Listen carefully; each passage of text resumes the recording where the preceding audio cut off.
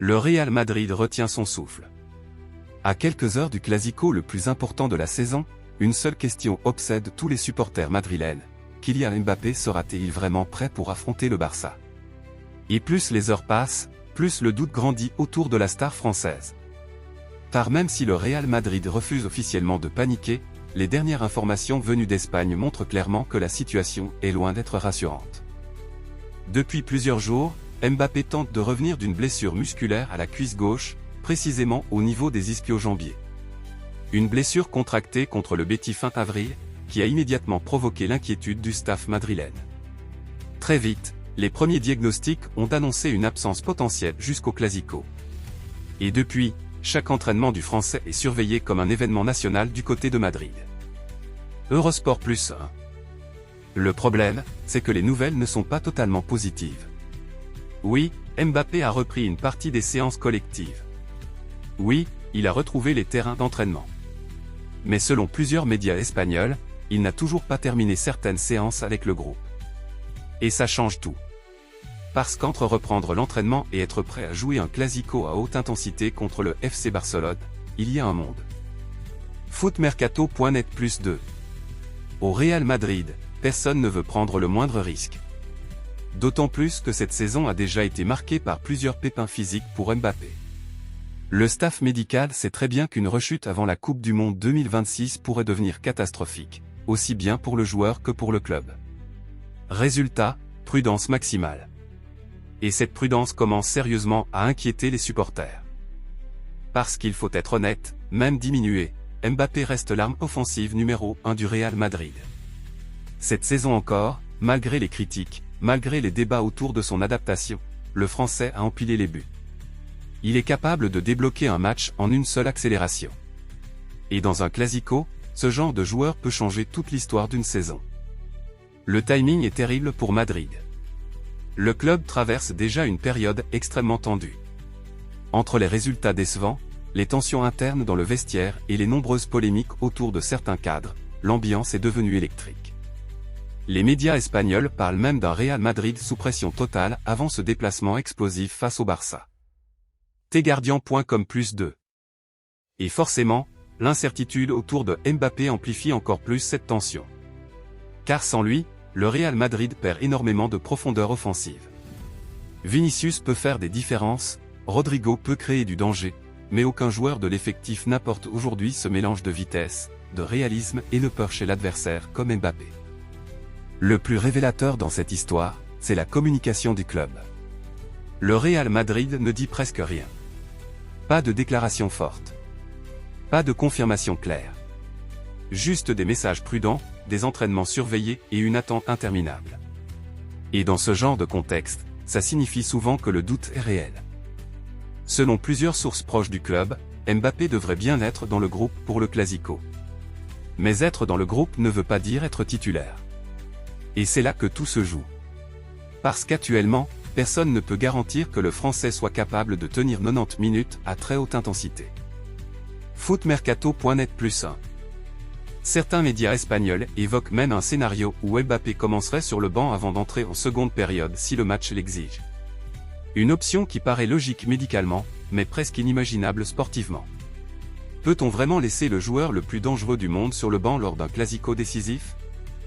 Et pourtant, le risque existe. Car les ischio-jambiers sont probablement les blessures les plus délicates pour un attaquant explosif. Un mauvais appui, un sprint trop violent, et tout peut repartir immédiatement. Le Real Madrid le sait. Didier Deschamps le sait.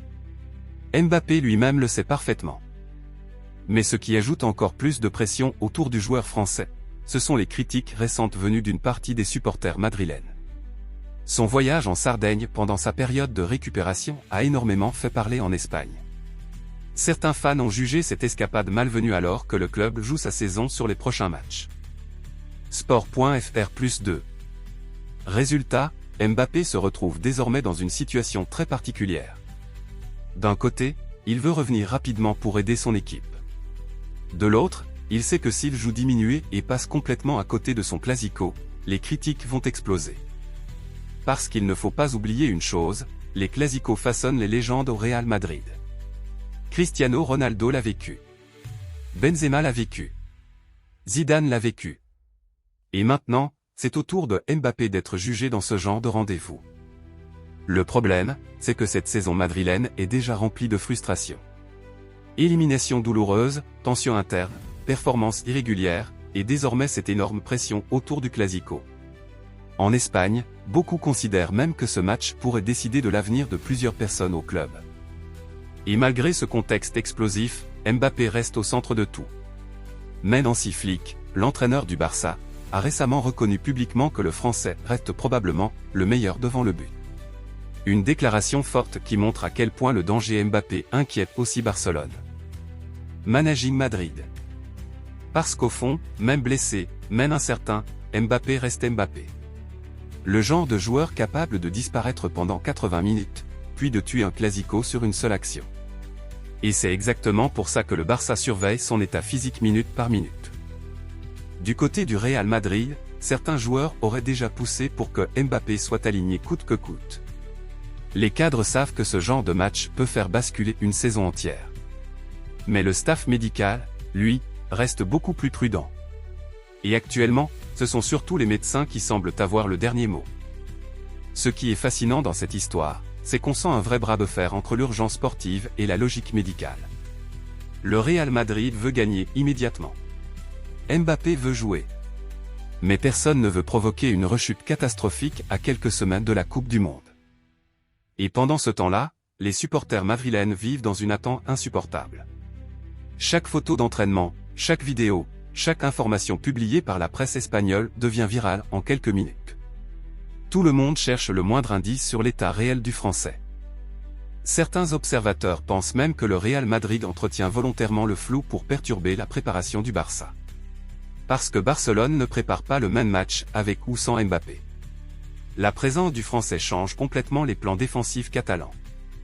Mais malgré cette stratégie du mystère, une réalité demeure, Mbappé n'est pas à 100%. Et ça, personne ne peut le cacher. La vraie question maintenant, c'est simple, faut-il prendre le risque? Est-ce qu'un Mbappé à 60 ou 70% peut quand même faire basculer un Clasico? Ou est-ce que le Real Madrid doit penser au long terme et éviter une catastrophe physique? Les avis sont complètement divisés en Espagne. Certains disent qu'un joueur comme Mbappé doit toujours jouer ce genre de match, même diminué. D'autres pensent au contraire que précipiter son retour serait une énorme erreur. Une chose est sûre, ce Clasico pourrait devenir un tournant énorme dans l'histoire de Mbappé au Real Madrid. Soit il revient et devient le héros du Bernabéu. Soit il joue diminué et les critiques explosent encore plus fort. Et honnêtement, c'est ce qui rend cette situation complètement folle. Parce qu'on parle peut-être du match le plus important de la saison madrilène, avec une superstar mondiale dont personne ne connaît réellement l'état physique exact. Maintenant, dites-moi franchement, selon vous, le Real Madrid doit-il prendre le risque de faire jouer Kylian Mbappé face au Barça, même s'il n'est pas à 100%? Ou faut-il le préserver pour éviter une rechute? Dites-moi votre avis en commentaire. Footmercato.net+2